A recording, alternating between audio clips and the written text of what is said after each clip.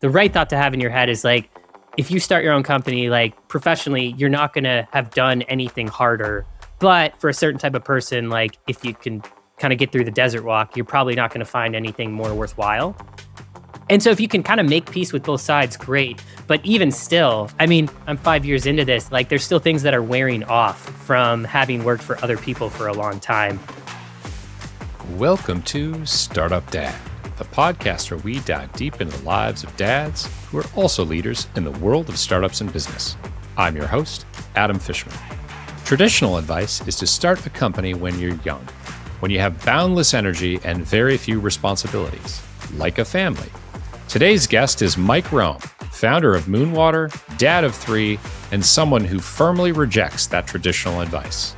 Mike joined me to talk about the ups and downs of founding a business with a family, why it's not an automatic pathway to spending more time with your family, but how he's made it work, how his foray into entrepreneurship started as an experiment, why you can leverage the ICE framework in your parenting life and the idea of the parenting power law, and some really hilarious stories about moments with his kids that definitely didn't go according to his plan.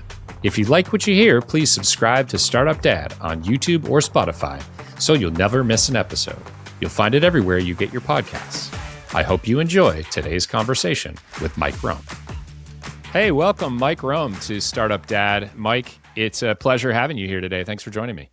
Thanks for having me, Adam. And I know we kind of briefly chatted before this, but yeah, I've been following your stuff for a while. I was glad I got the intro, and it's kind of like a full circle moment for me to just kind of be chatting. So yeah. Well, speaking of intro, I would be remiss if I didn't shout out Ethan Austin for connecting the two of us. I think you and I have kind of run in some parallel circles for a while, but Ethan was like, oh, you should really have Mike on and talk to him about being a dad. He's a good one. So shout out to Ethan, and thanks again for joining me. I know like one of the reasons like the pull of the show for me is just like the authenticity of it, and kind of like turning left when a lot of people in technology are turning right with like just talking about the craft of growth or marketing or tech. And it was cool to have this other angle, but I met Ethan pretty early on in my career journey. And I feel like you talk about like someone who like oozes authenticity. That's like the first word that comes to mind when I think of Ethan. So yeah, awesome. So folks who listen to this, if you haven't checked out Ethan's episode, give it a listen right after this one. Why not? Okay, Mike, you just welcomed your third kid into the world. So now you have a 7-year-old, a 4-year-old, and a 3-ish month old. And there's something that I wanted to kick off with, which is you wrote a post not too long ago, and you wrote about the belief that a lot of people have, which is start companies when you're young. That's when you can give 100% to the business. You think that's a myth. So why is that a myth? Tell me about that. I've always been inspired by people who kind of turn left when people turn right. And, you know, going back to like this podcast and why it was interesting to me, and just like zigging and instead of zagging, you know, that's like the common sentiment out there. And I've been in like early to mid growth stage tech for like 15 plus years now.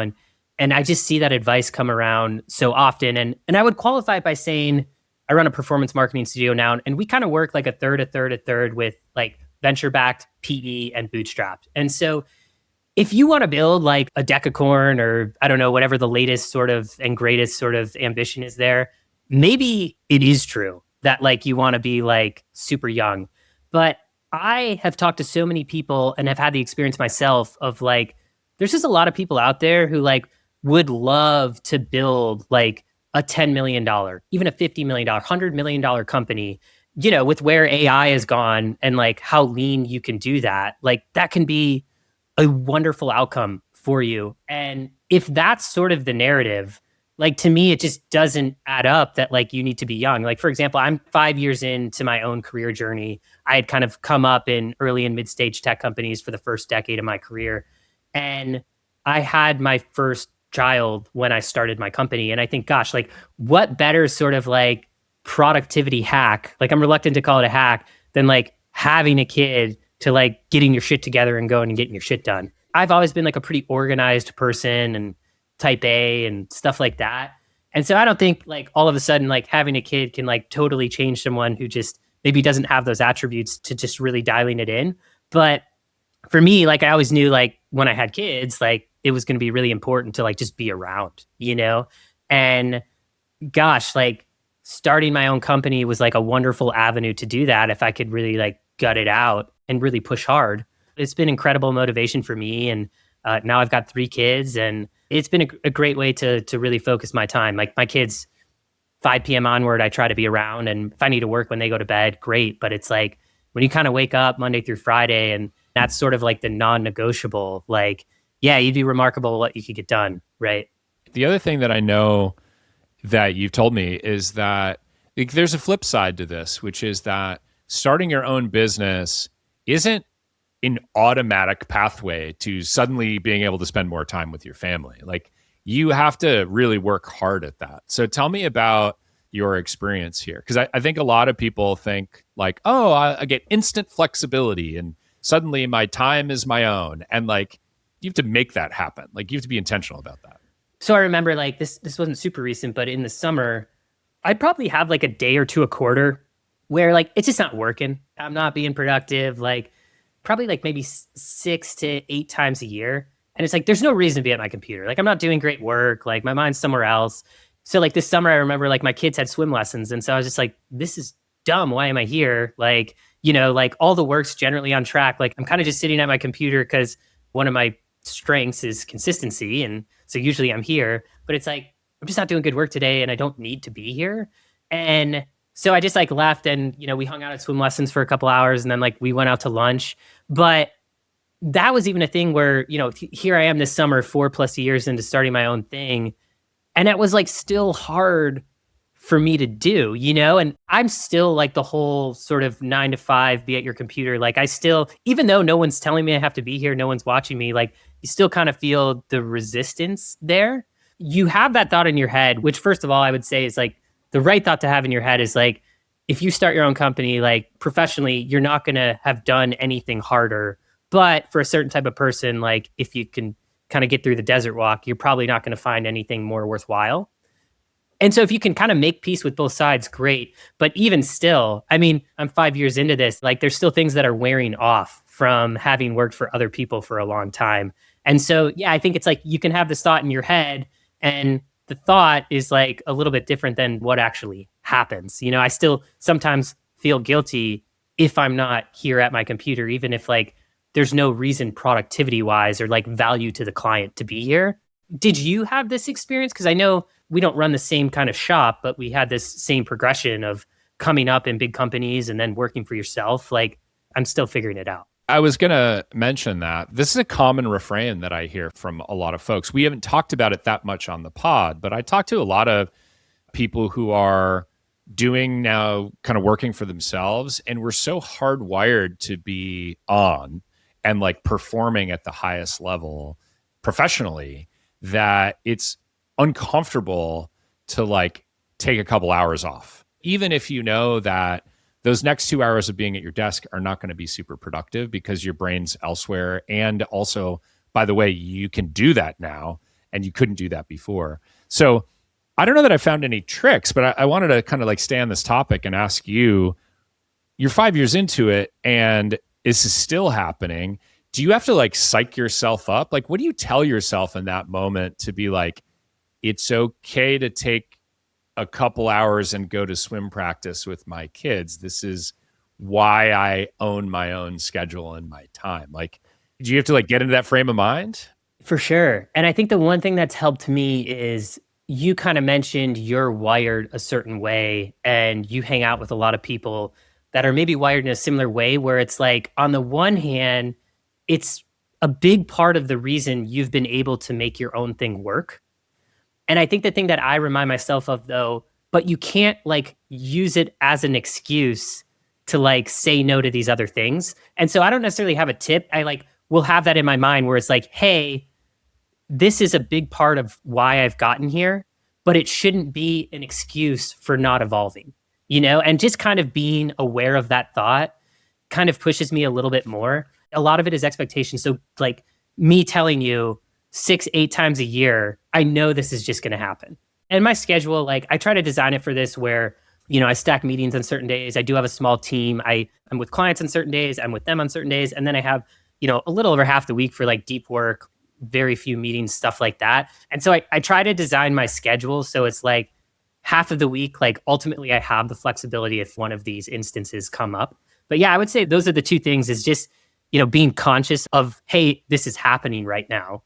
It's okay that it's happening because it's part of the reason you're successful, but like it doesn't mean that there's not an opportunity to get better here and build the life that you want to build.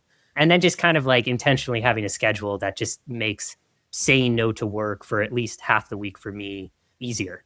You mentioned a few minutes ago, you've been doing this for 5 years. Your kid was maybe 2-ish, 1.5, 2, when you went down this path. You didn't have another one yet. Now you have 2 more. I'm sure that maybe more kids was in the cards, and which is more complexity in your life. But like, what was the conversation that you had with your wife, Kate, I think is her name? What was that conversation or series of conversations like when you were like, I want to start my own thing. Also, we've got this family. We probably are going to expand this family. Like, how did you navigate and or negotiate that with her? Like, what was that set of discussions like? I had been working for growth stage, mostly venture-backed tech companies. I was a management consultant for a couple of years out of school. Culturally wasn't a great fit. And so I got into tech pretty early on, like maybe when I was like 24 or something like that, after doing consulting for 2 years. And so at this point, I had spent like, I don't know, 11 or so years working my way up growth stage tech companies. And it was kind of the first time in my career where 6 months leading up to this, I was like starting to become in demand. Like I love this quote, like consistency feels like nothing is happening until everything changes. And I kind of felt like I spent a decade, mostly kind of begging my way into certain companies and then kind of earning my keep and stuff like that. And I would say around this time, for the 6 months to a year leading up to it, people were saying like, hey, do you advise? Like I was getting full-time offers. I was getting advisory requests. And I was 5 years into the current company I'd been working on. I feel like 5 years in startup years is like doggy years, right? So like 5 years, I was like weathered, man. I had like fortunately been able to move pretty fast. I was the CMO of the company and had about 20 people reporting into me. It just felt like it was time to make a change. I ended up taking a chief growth officer role for a Series B company that was like pretty flush with cash, really cool problem they were solving. And going back to the whole, like it was the first time in my career I was in demand. It was like a good offer and different than the money I had been making at my current job. Because even though I was a CMO, I was a first time CMO and I was promoted internally a lot and, stuff like that. And so I took a new gig, and a lot of people don't know this story, but I only lasted like 6 to 7 weeks. And so I got to this company, and it's kind of the classic story of letting like a good offer cloud your judgment around all of these things culturally that just, they were not great for me. I don't think they would have been great for a lot of people, but certainly not great for me. And it was a rough environment. And very quickly I knew this was the wrong decision. And so I had a handful of mentors people I've leaned on in the space. And just 1 week, a handful of things happened that were just, we don't have to get into this pod, but it was just very clear to me that like I needed to get out of here. And so I talked to a few mentors and basically kind of told them the scenario and was like, hey, should I gut this out for like 6 months and just kind of hang because I just got here, or, should I leave? And all of them who I really trust were all like, get the heck out of there. And so for me, it was kind of like, things were in a really good place. I was in demand for the first time in my career. I took this cushy job. I realized it was a mistake. And so I just kind of had this idea in my head that, I'd been getting requests to advise. I think I could string together a few of these to match my current income. And so my wife and I just had this conversation. I was like, hey, if I can match my income and give us like 6 months of runway, are you cool if we like give this a shot? And that's like really what it was. And I was fortunate at the time that there was like still a pretty good tailwind in tech when like this was all happening.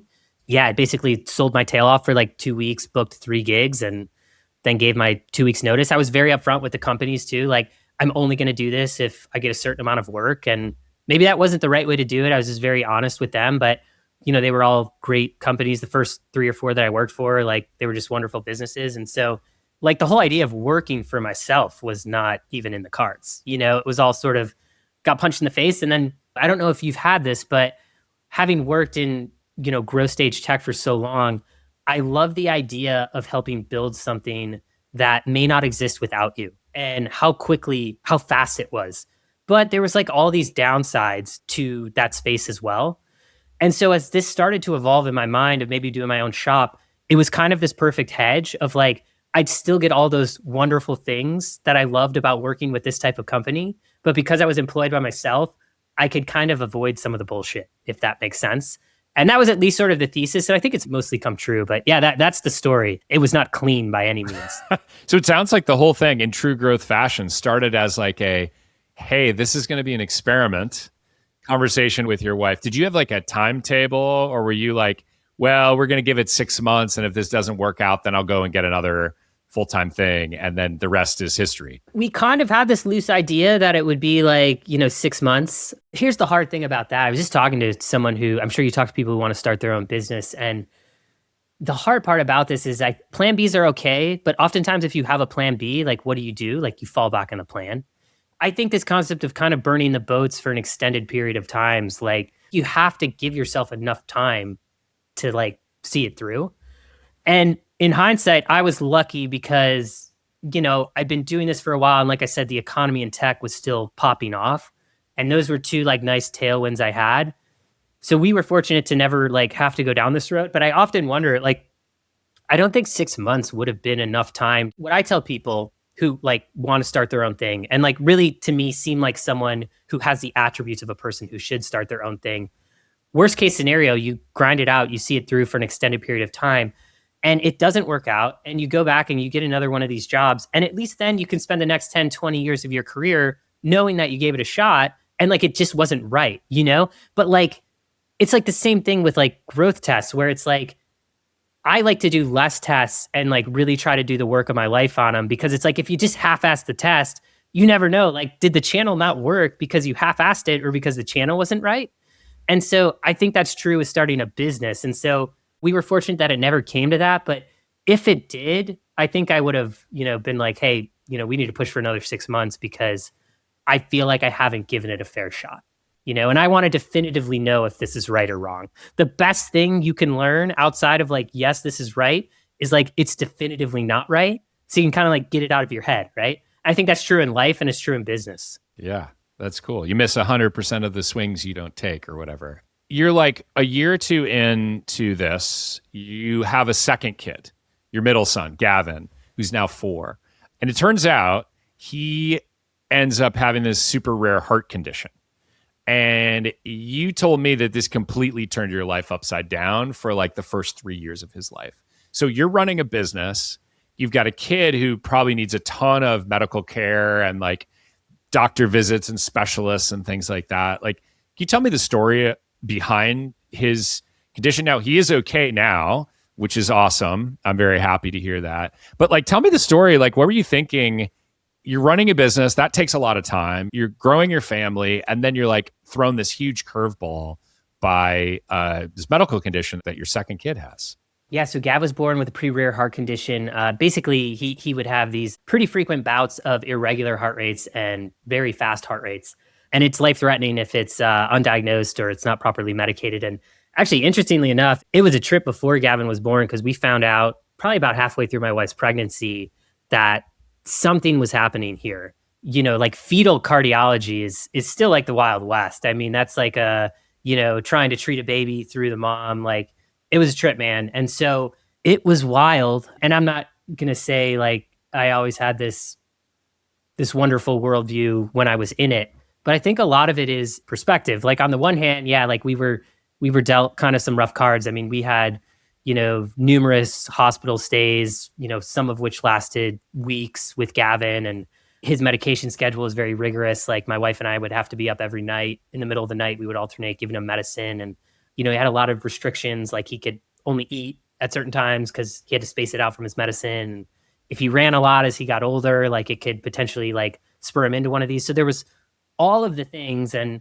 on the one hand, you could kind of be like, gosh, like, I just wish we had another quote unquote normal kid.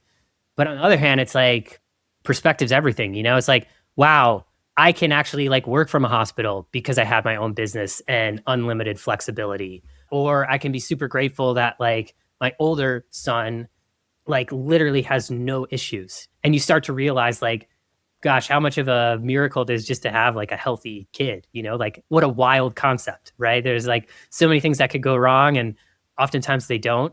And then when we were in the hospital too, like as hard as his situation was for us, most of the kids, we were often in like pediatric cardiac intensive care units. And most of the kids in there were in a much worse situation than he was. Like, on the one hand, we knew once he was born, he got a proper diagnosis. And we knew when he was 3 to 4, they were going to be able to do what's called an ablation, which they basically go in with a catheter and resolve the issue in the heart. We knew that he was going to be able to have one of those. And the success rate of that overnight kind of fixing him were pretty high.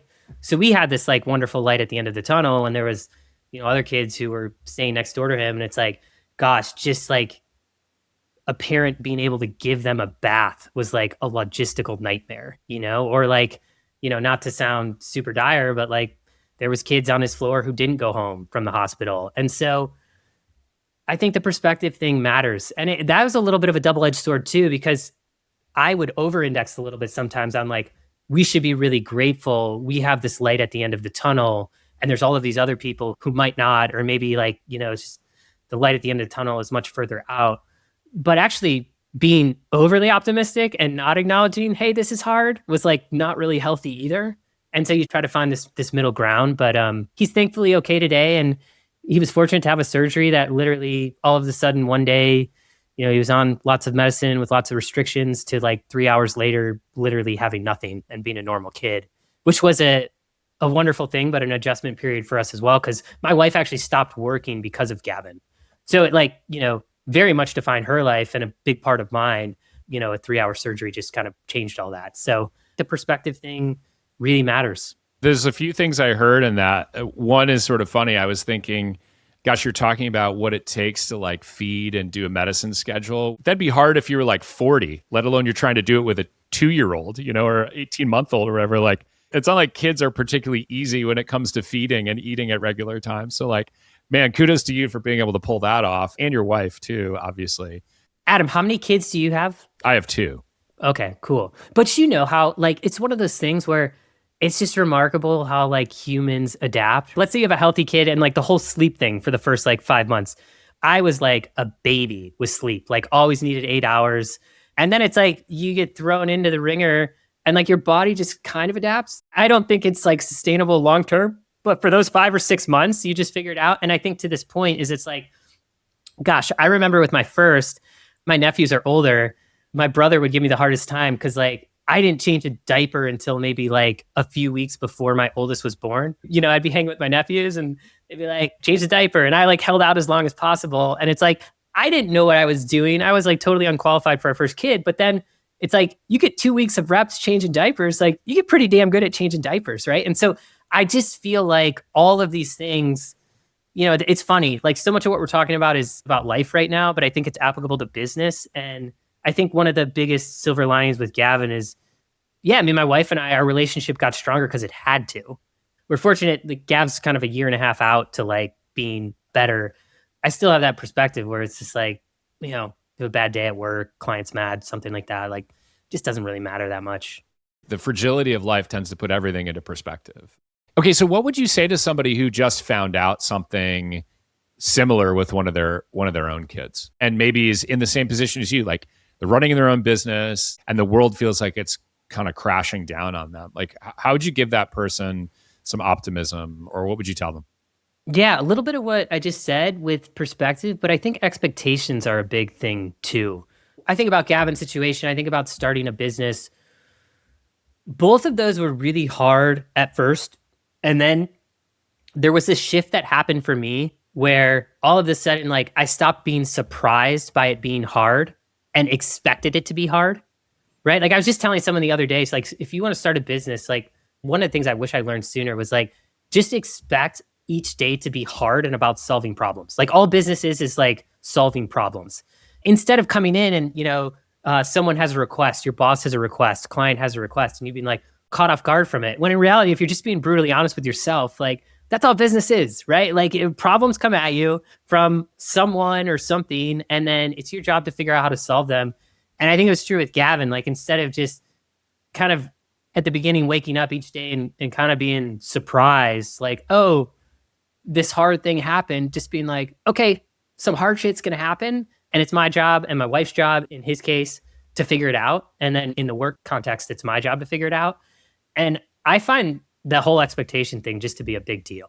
Like if you're just not surprised by this, like, oh, this was supposed to happen, that goes like a really long way for your psyche, in my opinion.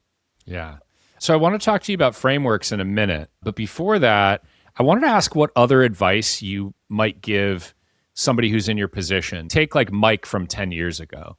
What would you tell them if they're thinking about starting a business and growing, a family? Would it be all about expectation setting, or would you have other advice for them? I think that's a big part of it. Like if you're going to start something, there's a quote, I think it was from one of the early Facebook guys, Dustin Moskovitz. And I think I was watching like a Stanford lecture or something. This was many years ago. Someone asked him like why to start a business.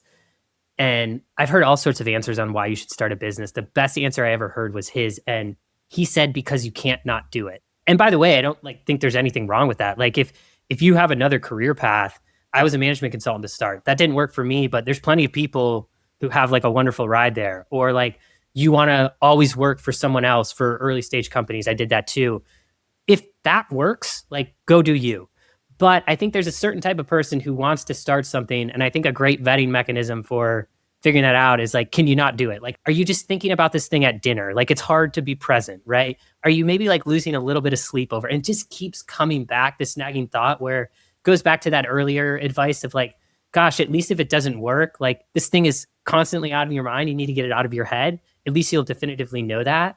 So I think the first piece of advice I would give is that's the right reason to start, because a lot of these other things we're talking about, like if you want to make good money, if you want to have work-life balance, like you can solve those problems so many ways. And one vehicle is starting your own thing. And that happened to be the right vehicle for me. There's other ways to figure this out. So that would be one piece of advice. But then I think if you do go down this road, expect it to be the hardest and most rewarding thing you've ever done. Like I had a boss who, I'm sure you can relate to this.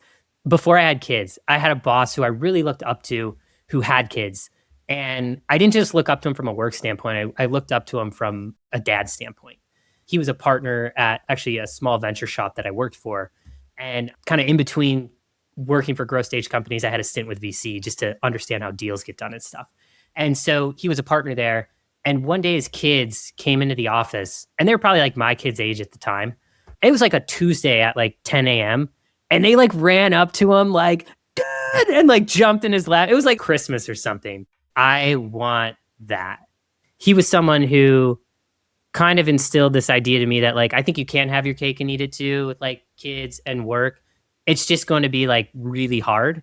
I've never liked the whole, you can only do one thing. Like when I left consulting for tech, people were like, whoa, you're leaving like a pretty defined track, clear career path. You could make a lot of money for like this unknown thing. And I took like a massive pay cut when I did that. But in my head, I was still like, I think I could like move just as fast over a 5 to 10 year period. And I think I could like do as well, but also like be in this place that's like culturally better for me. I've never liked when people say like you can only do one or the other. And I think the whole idea of starting a business, it's going to be super hard, but it's a way to kind of have your cake and eat it too. I remember the last point I was going to say here, going back to I thought you could relate. Like if you start your own thing, it's going to be the hardest and most rewarding thing you ever do if you gut it out long enough. I asked him about being a parent, this old partner boss, and I asked him like, can you just like, what's it like? And he had the best description of being a parent that I ever thought. He was like, you have this spectrum of emotions right now, right? As like a 25-year-old human being who has very limited responsibilities. The one side of it is like pure like joy and happiness. And the other side is like sadness and sorrow and disappointment. And he's like, the spectrum is like this. And then you have kids and it just goes like this. You'll have never felt joy like this. And you'll just never have felt, some just hard, dark times like this. And I thought that was like the best description of parenting I ever heard. Yeah. And, some people might be scared off by that because they're only fixating on the low end of the spectrum there, but there's the high highs too. And I think it's good to do hard things. Like I love like the Stoic philosophy and, like the Gavin situation. I would never wish that upon anyone. But then when it happened, it was like a difficult thing that was like an opportunity to get stronger in so many facets of life. And gosh, man, being in it, I say that and I kind of cringe. Like it sounds like I navigated it wonderfully. Like a lot of these are thoughts like I've really been able to come to full terms with after the fact. And yeah, some days was definitely better about them than others, when you were more in it. Let's talk about frameworks. So There's two that you have. I would say two and a half, because that highlight reel concept is something that I would say is a little bit of a framework or a principle in life. But a lot of people who listen to this pod are probably familiar with the ICE framework. Like certainly if you work in growth, you've ever studied from like the Reforge school or whatever, like everybody knows about impact, confidence, and effort. But how do you apply that to parenting?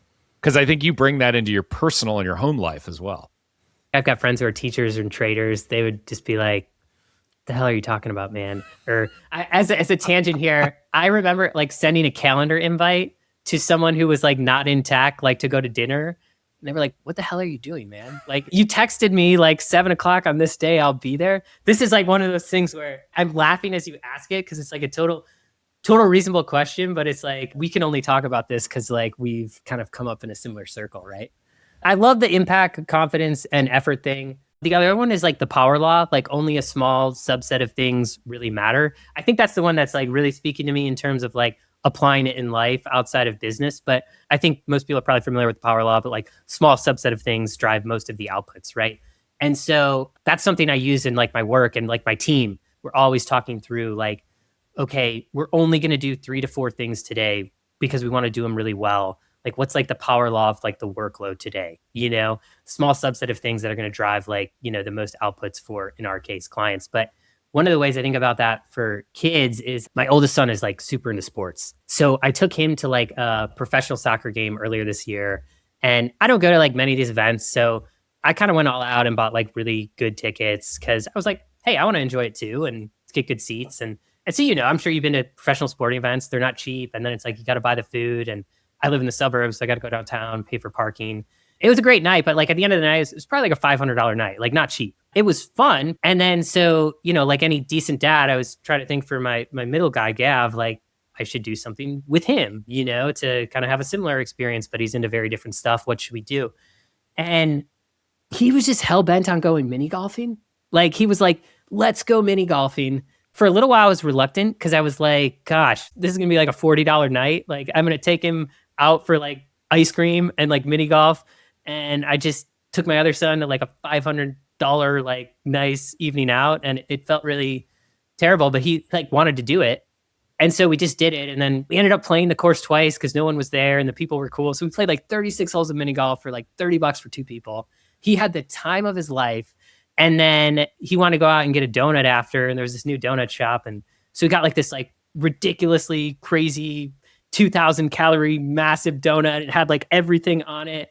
He had like the most wonderful time, and he still talks about it. It was just like less than a tenth of the cost of this other one. And it reminded me of this idea of like inputs and outputs usually aren't equal. Like that's something I always kind of conditioned myself in business and kind of finding where, going back to the ICE framework, like high impact stuff, lower effort, like high confidence, high impact, low effort. That's sort of like the magical stuff in terms of tactics. This was kind of a scenario like that where it's like, forget the money. Like this thing that was super low effort, the mini golf place was like 6 minutes from our house versus an hour and a half commute to the city. And it cost a fraction of the amount of money. Like is like one of the most memorable days of his life. Being present is just a huge deal. Like, 30 minutes to an hour. Like my son and I, we play like catch pretty much every day after school. I live in Chicago, so even when it's cold, he wants to be outside. If there's not snow on the ground, we're like throwing the ball. That's a great impact, confidence, effort framework example where it's like, doesn't take that much. Just like be around and like, this is a mistake that I've made, which we can get into. Like, don't conflate like physically being around with being present and like truly being there. So yeah, there's a couple of ways I think it applies to life. There's another thing in that story that you just told, which is on the thing with your older son when you went to the soccer game. It sounds like that was kind of your idea. You're like, oh, he likes soccer, so I'm going to plan this thing. We're going to do this thing. And then on the flip side, with your son Gavin, you were more following his lead. And as a result, not that Parker didn't have an amazing time at the soccer game, but this sort of payoff for Gavin, who had like desperately wanted to go mini golfing, and you were like, I'm going to follow your lead here. And then the enthusiasm, it was like, oh yes, I got to do this thing that I've been like wanting to do, and donuts and like this whole thing. So hopefully your kid, when you're following their lead, isn't like, Dad, I really want to like buy a Bugatti or something like that. Could we do that? But it's just an interesting dichotomy of like, when you follow your kid's lead, that's kind of the takeaway that I have. Like when you follow your kid's lead, the idea of sort of impact and effort like can fit a lot more nicely, or at least your likelihood of success is higher. Totally. And as like a 37 or 40 or 45-year-old person, your perspective is so different than them. And yeah, I think it's a good reminder that like oftentimes that is the way to go. And I don't know who said it, but you've heard it 1,000 times. It's just like we don't give kids enough credit. They know so much more than you think. And I think this is another perfect example of that. So I also think like with where the world's going, I often think to myself, like, what can I teach my kids that's pretty timeless and going to be like valuable as they grow up? And gosh, like, I'm curious on your take here. I mean, I feel like you're even more in it than I am. The world's changing so fast. The one thing that feels right is like I can teach them to critically think for themselves. And so, oftentimes at dinner, they'll bring something up and I'll just kind of press like, well, why do you think that? And keep going down that road. But I think this whole idea of like letting them sort of drive and following their lead is like another example of that, like really pushing them to like come up with the thing on their own. Cause it just seems like that's going to still be valuable. And my head's spinning, like, I don't know what else will be. How do you think about that one? Like, I know this isn't the question you asked, but selfishly, I'm curious about like, you have like a front row seat more so than most people. So like, what are you trying to instill in your kids? What are you trying to teach your kids just knowing how fast like the world is changing? I think for our family, it's two things. It's like, how do you think and reason independently, work through a problem on your own versus like outsourcing your thinking to something or someone else? So like owning your kind of decisions and having agency. And then the second thing that's like really important for us is appreciation. Like appreciation for the outcomes of our work, understanding that like things aren't just handed to you. Because we're all, you, me, like a lot of people who work in tech, like we tend to be better off than the majority of people, like financially and things like that. And so how do you continue to underscore that is a privilege that like the vast majority of the planet does not have access to? And so don't get like high on your own supply. So that would be awesome if like your kids like learn the phrase high on your own supply. Do you have a practice like or sort of a ritual for doing that? Yeah, I wish I could say the answer is yes. I mean, especially coming out of the holidays where like appreciation is sort of the name of the game, but I don't think we're doing a great job of it. I think it's a challenge. It's really, really a challenge, especially when you're surrounded by like the commercialization of the holiday. So certainly something always working on, but I don't think I have like a particular like bottom line answer to that works 100% of the time. I fell for one of these like goofy Instagram reels, and I don't know if it's true, but it was like this wonderful hook of like, something parents do in Sweden that like presents 90% of anxiety in kids or like some wild, stat. So it's like, I'll bite. And again, I don't know if it's true, but I like the idea. And we haven't been doing it consistent, but I'll probably do it every other night. They said one thing that they do in this culture is every night when they go to bed, they ask the kid, what was like the last good thing that happened to you today? So my older son might be like, we played football outside, or a friend came over after school, or, my middle guy, he like loves food and Legos. He'd be like, I finished this Lego, or, we had this good thing for dinner. I have no idea if it's actually true, but I was like, I like that idea. And it's easy. I'm all into like the lower effort ideas because it's like, what can we actually do as a family? Like most things are just too complex. We're never going to keep the habit. But I like that one. Yeah, that's a simple and straightforward thing that you can do in practice. So one potential piece of advice for dads, going back to the whole letting your kids lead. I love that for most of the time. I have a buddy who told me like the most remarkable story about how he grew up and he went fishing with his dad all the time. And it was like the thing that they did together. And then he had kids and he was so excited for the day that he could take them all fishing. Like he'd been dreaming about this forever. So I think about, we have 3 boys but my youngest is, he's 4 months. Like it's still gonna be a few years before like I could take them all fishing. And then by that time, my oldest is like 10. So it's like, he'd been building this thing up in his head for 10 years, like to the day. Day finally comes around, like he's hyping it up. takes all the kids fishing. It's kind of an elaborate thing. They like hike into this fishing spot and they start fishing. Kids fishing, like lines get tangled, like they're barely fishing. And he just had this epiphany in his head where he was like out there and he's just like, holy smokes. For the first time in my life, I realized I freaking hate fishing. Like I never liked fishing. And he's like, but it was the thing my dad and I always did. And because we got to do it together, like I convinced myself that I like fishing, but I freaking hate fishing. And so his whole lesson was like, actually find things that you like to do and just like bring your kid along. I live in the Midwest and I love to snowboard. And I'm like, my only ticket to being able to, do that every year would be like getting my kids into it. Like that's the way I would be able to sneak away for a trip. And so at first I was kind of like they haven't like expressed any interest. Should I really do this? But then I heard that story and I'm like, I'm just taking them to get lessons. Like I'm not really interested. I think 80% of the time it's like you can learn so much from letting your kids lead. But I love that fishing story where I'm like, yeah, I'm going to pick one or two things that like selfishly I want to do. Yeah. And I'm just going to bring them along for the ride. Yeah. I think that's okay. I mentioned we were going to come back to this. Speaking of like the highlight reel of life and this Instagram reel that you saw that was like, oh, you should do this thing, blah, blah, blah. You've talked a bit about the idea that what we put out into the world is like only a very small slice. It's only sort of the best slice of our professional lives, our personal lives, like, et cetera.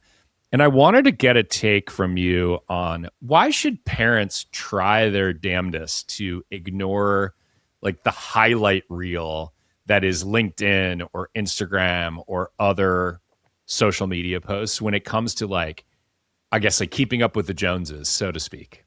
I feel like the research just continues to come out that it's just like incredibly unhealthy. The data is there for one. I don't know anyone who would like say they actually feel good after like having one of those experiences. And then I think candidly, man, it's just like we drive a fair amount of our business from, I do a lot of like founder-led content specifically on LinkedIn. And like people want to work with people who are successful. I get it. But I also think like people want to work with people, at least the type of people that I want to work with who are authentic. Obviously, like I have financial goals, but it's like the more I just want to like work with people who kind of look like the person I want to become. I think that's a really good filter because when I see people who are only kind of boasting about the wins and stuff like that, like we spend so much time working, One of the like wonderful hacks of moonwater is like, it is this tool for life to like surround yourself with a certain type of person. And I've been doing this long enough where more times than not, I'm able to accomplish that. It wasn't always the case. Like I was for a while just kind of taking work to take work. But first of all, it's just nonsense. I've met so many people who are so much more successful than me. And when you actually start to have real conversations, you just realize that like, their life is kind of a shitstorm too. And sometimes they're way worse off than you are, when you really get into it. And I think the hardest thing here is the goalpost for like ambitious people, right? I imagine the ICP for who is listening to this podcast. One of the hardest things I think is like the goalpost is always moving. Like I think back to when I started my career in management consulting and I got into tech. If someone told me where I would be 5 years from then, like at the time, I would have been like, this is all I could have asked for, right? Like it would have been a worthwhile career. And then if someone would have told me where I would have been at 10 years, I would have said the same thing. And then even like when I thought about leaving tech to start my own company, if someone told me where I would be today, I would be like, this is like the most successful endeavor of my life. But I don't feel like that now. I think the best thing you can do is just make peace with like, there's always going to be people who are more successful than you. And by the way, like society's definition of success is pretty damn broken. And I'm not saying there is a one size fits all definition of success, but I think the best thing you can do here is be brutally honest with yourself around what success looks like. And then just try to like surround yourself with a feed or with people in real life who kind of represent that version. That old saying, like you're a product of like the 5 people you're closest to, 100%. The only hack that I know is just to like, just try to cut that out of your life. Like I follow plenty of people in business who like are absolutely ripping and have surely already done more than I'll ever do in a lifetime, but they're like super authentic and like when something shitty happens, like they'll talk about it. We're kind of at the peak of this where it's like people are just starting to value like real life and calling like bullshit more often. And I'm just to an age where I just like the data's there and I just have no interest in being around that. I think the gratitude thing's really important too. Like it's so easy to get tripped up in like that person has that and I don't. And what is it like? Comparison is like the thief of joy. It's so true. I don't have any facts. I think going back to some of the stuff I talked about with Gavin, I think just being hyper aware of it is sort of the start. Let's chip away at the highlight reel a little bit. I want to know what a mistake that you've made as a dad is. It was a mistake and now I'm aware of it. So it's less of a mistake, but something I like still am trying my damnedest to figure out each day is that whole idea of, because I own my own thing, I do have a ton of flexibility. And so it's like being able to get your kid from the bus or being at dinner every night of the week, like that by itself doesn't mean anything. Like you really have to be there, And so again, conflating this idea of being around with actually being present, I think is just one of those things where I think at first I thought I could just check the box of I was doing those things, but it's like, what's the point, right? Like if you're still at work in your head, and by the way, like I would say I've gotten better at this, but talk to my wife, like half the week, it's still a struggle, but I think that's the biggest thing. I love to read about successful people who are honest and you read about the things people regret on their deathbed. And it's like, it's always like being more present with like the people I care about, right? Whether it's your spouse or your kids or your friends. And so I'm just trying to do more of that, like really be places in real life. I just went out to dinner with some buds and I don't do that very often. My wife doesn't do it very often. We're trying to like once a quarter and it's like, I don't bring my phone. I try to like not look at my phone for a couple hours at night. And that might not sound like that much, but gosh, if you don't look at your phone for a couple hours and you can be like truly there with your family, like 2 hours is a lot of time, a lot of time. You can do a lot. You can create really valuable experiences with 2 hours. So that would be like the biggest thing, again, that I think was a mistake. And then I got aware of it.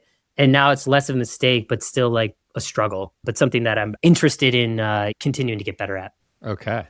Well, so I'm going to do one more thing to throw some cold water on the highlight reel of life and also talk about a 2-hour experience that you had that maybe some other parents can relate to. So tell me about the time that you took your 2 older sons out to dinner when your wife was out of town.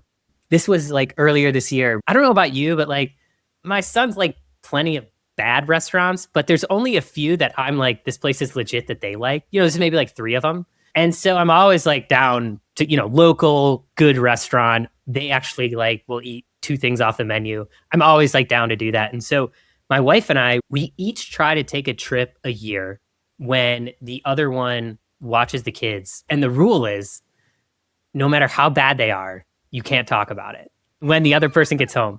You can't like make the other person feel guilty for leaving. You can't make them feel shitty about the trip, right? Yep. Wait, she's way better at it than I am. But I'm like, I'm getting there. And so we take a trip a year and, I'll go see my dad or go somewhere with buds. It's just like a long weekend. And then we try to take a trip together and we're fortunate to have family around who, a few times a year for a few nights, like let us do this. And so it all started with that. My wife was on like one of these trips with her friends and I should just not bite off more than I can chew.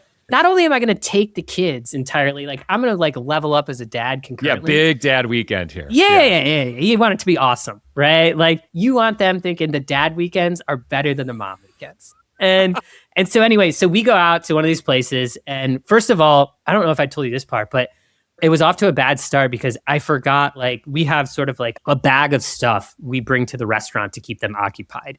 And, it's just a few small things like, we're not like big iPad people and stuff. So it's like, a couple of toys or like my oldest son like loves sports books and bring a few of these things.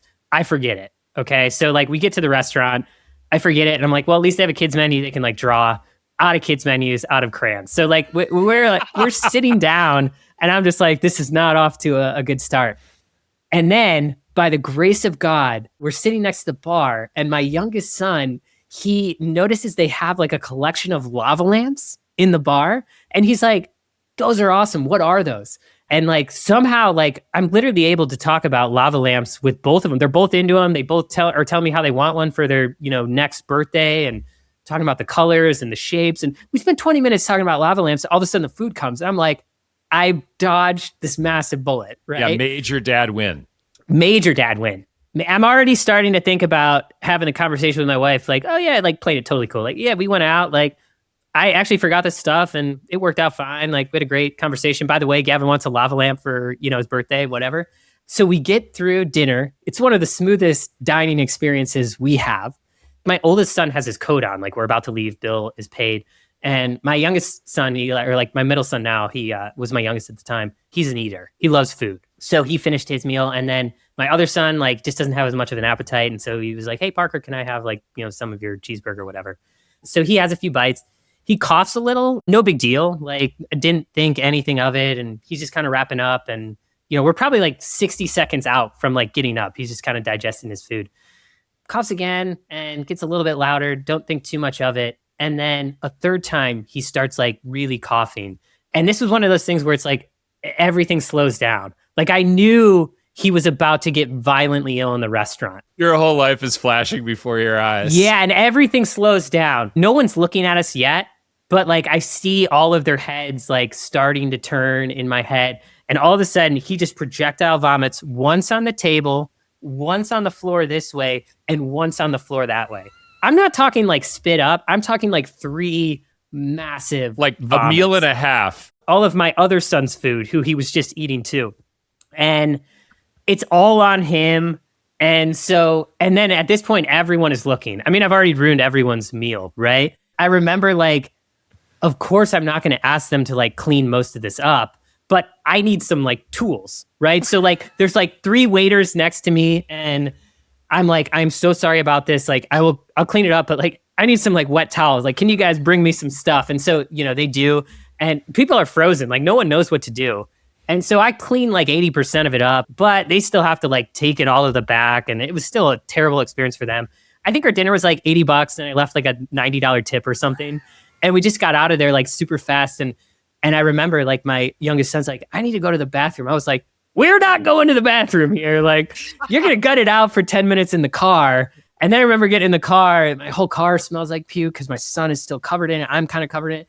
And my oldest son is like, Dad, when do you think we can go back there? And I'm like, Parker, now is not the time. He's like, it's probably going to be a little while, right? Yeah. And I was like, it's definitely going to be a little while. The answer to that question was like 5 months. And we went back, and I kid you not, I was wondering if people are going to remember. We went back and someone like made a comment like, oh, I remember you guys. And in my head, I'm like, do they remember us because we come here a lot because it's one of the few decent restaurants my kids like? Or do they remember it because my other son literally like ruined everyone's night one night when we were there? So I don't know. That's amazing. What a story. I mean, the only thing worse is if your younger son in the car had been like, hey, Dad, I'm kind of hungry. Yeah, I'd been like, walk home, unlock the doors, like find your own way home. But, it's one of those things with kids where it's just like life gets a hell of a lot easier when you realize there's only certain facets where you actually are in control. And then outside of that, just kind of enjoy the ride. Yeah. Well, that one's definitely not for the highlight reel, but I guarantee that like your kids will probably talk about this when they're 30. It will probably be the only thing that your 4-year-old remembers from like that time of his life, but he'll remember it. At some point, it's like you've seen those clips too, where it's like 70, 80-year-old self on Christmas, if you happen to celebrate, is like the husband's like, what do you want for Christmas? And, the mom is like, I want this scenario that we had when we were 35 and we had 3 kids and the house was a disaster. And maybe there's like a puke experience involved, but now you can never have it. The hardest thing about having young kids, especially like my youngest isn't sleeping through the night yet. Like you can't wait till you can sleep through the night. But on the other hand, it's like, we know like this is our last kid and it's the end of an era.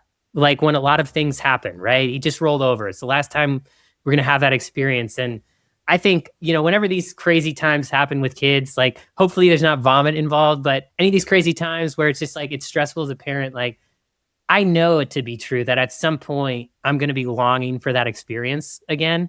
And so you just try to enjoy the ride. Yeah. Oh, well, that sounds like an almost great spot for us to stop before we get into the lightning round. But there's one more thing I wanted to ask you about, which is tell me about the letter to Nirvana. So you mentioned this in our prep, and I'd never heard of this before. I did take a look at it, and you said it's a huge influence in your life and a lot of the things you do and how you operate. So what is the letter to Nirvana, and how might other people like be influenced by it. Yeah. So I guess a little bit of context here. I love music. I used to work in music when I was in college, booking bands. And for a while, I thought that's how I was going to spend my career. And I play music and I've always been around it. And I've been inspired by music and, other people in music. And there's this guy, Steve Albini. He produced Nirvana's last record, In Utero. There's a letter that was floated around out there. Gosh, I don't even know like when this became public. I probably found it like 7-8 years ago. It's basically a letter from this guy, Steve Albini, who ends up producing the record to Nirvana, basically pitching him producing the record. But I'm reluctant to use the word pitch because it's the exact opposite of a pitch. If you think about Nirvana at this time, I mean, it's like on the cusp of being one of the biggest bands in the world and kind of has their pick. And there's a lot of people maybe telling them what they think they want to hear in terms of like what they should do for the next record. And if you just Google Steve Albini letter to Nirvana, first of all, he's delayed in getting back to him because he's like heads down producing another grunge band's record. And he immerses himself so much in the experience that like, he doesn't get back to these guys for a week. When you can imagine everyone else who's a candidate for producing the record is like, hey, Adam, sorry, I got to go. We got to cut this podcast short. I just heard from Nirvana. I mean, I saw that his opening salvo is basically like, yeah, you guys are important, but you weren't that important. I was doing this other thing. Yes. And he basically writes a proposal. It's like the most unconventional proposal you've ever seen where he's like, I think if we do this record, like we bang it out in a few days. If it takes longer than a few days, someone is screwing up. And, he just talks about like, if you want to do the opposite, like really overproduce this thing and like involve all of the like talking heads at the record label, like I want no part in it. And I think some people might read this record and be like, gosh, this guy's an asshole. But I think other people read this record and be like, again, it bleeds authenticity where it's like, here's a guy who, I think about my performance marketing shop and it's very small, expert only. And like, we try to be as high craft as humanly possible. And I have no interest in scaling to something much bigger, even though if like financially that might make the most sense. And when I said this was a huge inspiration for me, a lot of the values we have at my company were like born out of this letter where it's like, here's a guy who's just so intentional about how he does things. And there's a level of conviction in the letter where he clearly knows what he's doing, but it's also clear that like he's open to learning more. He's open to collaborating with the band, but he has conviction on doing things a certain way. And if you want to do things a certain way like this, great, let's do it. But like, if you don't, I just want to make it vividly clear what it's like to work with me. It kind of bleeds into the highlight reel stuff, right? Where it's just like, everyone's talking about the wins and, so many people are pitching what you want to hear. And it's like, I just love these people who just are so comfortable in their own skin and really care about doing great work. Like everything else, it's like, if you're not doing great work, what's the point? Anyone who just cares about craft and, getting better and being true to who they are, like go read this letter. Cause, gosh, I probably still read it like 3-4 times a week. And every time it makes me smile. Awesome. Well, we will link to it in the show notes, and then also people can Google it if they don't want to root around in the basement of the show notes to find it. But thanks for sharing that, because I'd never heard of it. And now I've read it like a couple of times and it fires you up, right? Like you're just like, yeah, like I want to hang out with this guy. Okay. Well, before lightning round, how can people follow along or be helpful to you? You can just find me Mike Rome on LinkedIn. That's really the only place I'm active. I post like 5 times a week, kind of a combination of performance marketing, growth type stuff, and then some stuff that's a little bit more general. And just to your point, like people, just like this podcast, like just be authentic. I kind of like am half building this thing in public. So I've gotten a lot of feedback that, people like how transparent I am around the things I'm sharing. So that would be the best place. And my site is just moonwater.co if for some reason anyone's interested in performance marketing services. Cool. Well, everybody check out Mike's LinkedIn feed. There was an awesome photo of your newborn not too long ago, maybe 4 months ago, along with that post about you don't have to start things at an early age. You can make big leaps when you're older. So great advice. Thank you. Are you ready for lightning round? Yeah, I'm ready. Just real quick, Adam, just shout out to you for doing this podcast. There's so many wonderful podcasts about like the actual work in tech and startups, but there's already a lot of those. And the older I get, the more I'm just very intrigued by not just people doing good work, but people who are like thinking differently. And I think where you're going with this podcast is like, it's a breath of fresh air. And especially, it gives dads an outlet to talk about something that like there really isn't many outlets for. So yeah, man, just keep going. And I'm honored to be here and I'm excited to keep following along. Okay, lightning round. Let's get to it. What is the most indispensable parenting product you've ever purchased? So my wife and I paid for a sleep consultant. I think we did 2 sessions with her to get our kids sleep trained and sleeping through the night. I thought it was bogus when she first brought it to me. And it's like, hands down, I never give parenting advice because I'm still a young parent. What do I know? But when I see like tired parents, I'm just like, call this woman, pay her like a couple $100. Not even close. A couple of sessions with someone who really knows what they're doing there. Awesome. So aside from 1.5 meals that your youngest son at the time consumed at a restaurant and then promptly threw up, what is the most useless parenting product you've ever purchased?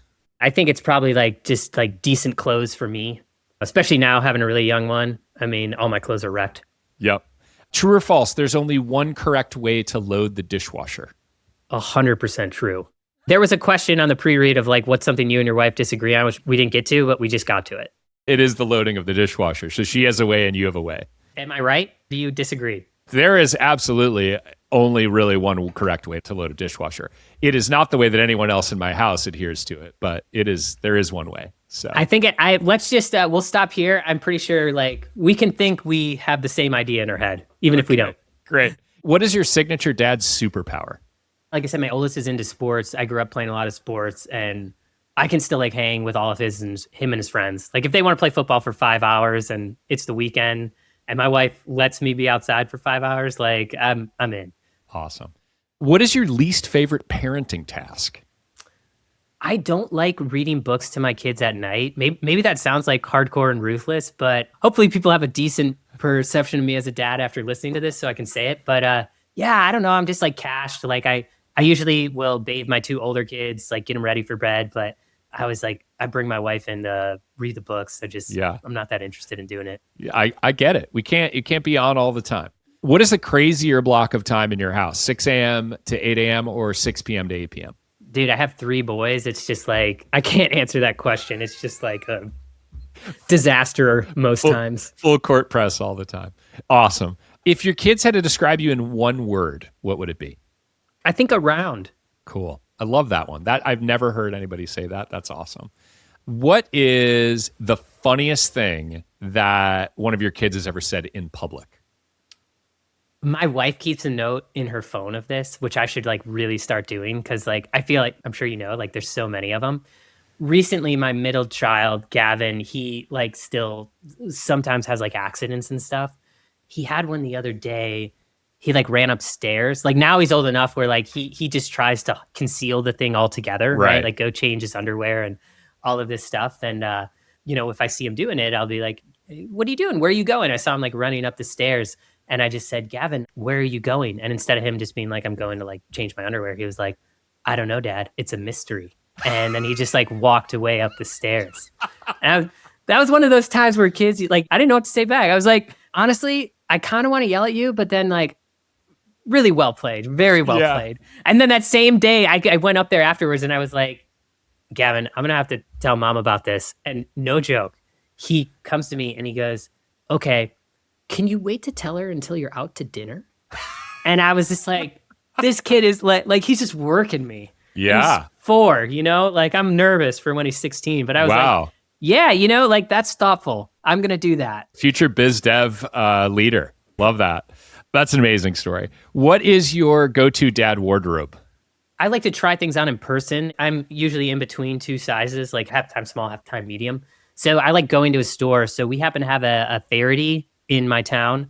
I also just like don't like crappy stuff that you have to throw away. I try to like buy less and keep it for longer. So I really like their stuff. That's probably where I get most of my stuff. And I wear a lot of t-shirts too. There's always like, cool e-com t-shirt companies making like higher quality, nicer t-shirts that are reasonably priced. So probably one of those too. Awesome. How many dad jokes do you tell on average each day? My wife, she rate limits like the amount of texts I can send on the family thread because like sometimes it gets a little out of hand. Like literally this happened like 3 days ago where she's like, pump the brakes on like the family text chain, like no one thinks you're that funny. I think I'm pretty funny. I think your wife and my wife would get along famously. Maybe we can go out to dinner or something. Yep. Okay, what is your favorite kids movie? Gosh, I feel like so many of the Disney ones are so good. My oldest is to the age where like he's starting to like appreciate like real movies, like non-cartoon movies. I've been starting to throw like Sandlot is one that he's just been on a tear with. And then my other who's like 4, classic, like you get more lenient as the kids grow up. Like he's watching Sandlot, even though he shouldn't be watching Sandlot. I don't know. I think that's one that we've been watching a lot. I'm just excited, even though there is so many wonderful like Disney cartoon movies. Like I love Luca. So many of the new ones are just like, they're so good for parents in addition to kids. I'm into this whole, like, they're starting to watch non-cartoon films. Goonies, I'm pumped for Goonies. My kids are a little young for that, but that was one of my favorite movies growing up. So probably got a few You would years. say that that's a nostalgic movie that you just like can't wait to force. Yeah, for sure. Do you have any nostalgic movies? You just hit on a bunch of them. We actually just recently watched Sandlot, all the Home Alones, Goonies. We're starting to watch like other stuff. We've started to dip in a little with my older one into some of those like 80s, movies, but those are pretty borderline in terms of appropriateness. They let a lot more stuff slide in the 80s than is kind of okay for kids, I think, these days. So I like them still, but I know how to put them in context. And so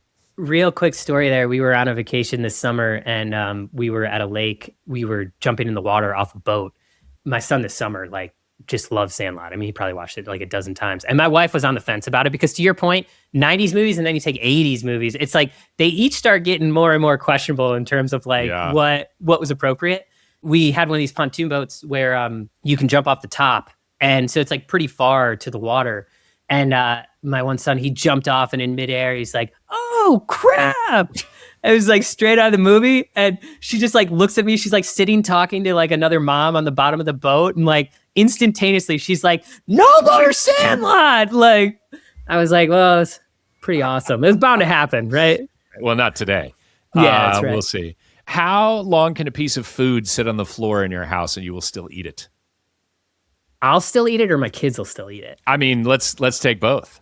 I mean, for me, it probably used to be a few seconds and now it's probably like a minute. And my kids, like, I don't know that there's any ceiling. I'd have to run that experiment. Depends what the food is, Right. If it's like a piece of candy, gosh, I could probably leave it there. Probably. And most of the candy like would hold up for that long, sadly. For sure. So. How often do you tell your kids back in my day stories? More and more as I get older. Yeah. Okay. I don't have a count. What is your favorite dad hack for road trips or flights? Like I said, we're not like huge iPad people, but on flights, there's no better tool ever invented. We'll use them in road trips too, like in the car. But the thing I'm most proud of with road trips is the trunk car Tetris, just like mastering the packing of bags. Like you put them all out as a family and you're like, physically, it's impossible for it to fit in here. But you go back to dad's superpowers, you're going to make more space than there actually is. That's awesome. I love that. Also, I'm going to take away the toy bag to the restaurants and stuff. My kids are maybe a little old for the toy bag these days, but plenty of other people listening will not be. So, and worst case scenario, if you forget it, just make sure you go somewhere with lava lamps. Yes. Key. I'll have to read that on the Yelp reviews. Final question. What is your take on minivans? I don't have one. Our family car is a Kia Telluride, but I'm not going to let you off the hook here on this one. What's your take on minivans? I'm not team minivan. I appreciate their practicality. I will never own one. I don't mind renting one on a trip, though, from time to time. But I do think they're a lot more valuable when the kids are younger and have a habit of swinging a door wide open and slamming it into something. This was my wife's main argument. That and like, it's just too much work to get the kids in the car. Yes. And so with the whole kids in the car, I was like, well, whenever I come with you, I'll do that, which isn't true. Like we both do it half the time. But on Amazon, I bought these things for my garage. They're just like little pads, that you stick on the wall. And we redid our garage last year and our garage was a mess before we redid it. So there's like holes everywhere. And so I was like, we're not going to redo the garage. And, it's $15. You get these rectangle like strips and, they're probably like an inch thick. And they're like bulletproof, man. Like my kids will rip open a door and they just kind of bounce off of them. So I would highly recommend those too. So if you're not getting a minivan, get padded walls for the kids instead. I love that. Right. All right. Well, Mike, thank you so much for joining me today. It's been a pleasure having you here. This was an awesome conversation. And I wish you and your family all the best for this year. Yeah, really appreciate you doing this and having me, Adam. And like I said, excited to keep watching you. So thank you. Thank you for listening to today's conversation with Mike Rome. You can subscribe and watch the show on YouTube or wherever you get your podcasts. Visit www.startupdadpod.com to learn more and browse past episodes. Thanks for listening, and see you next week.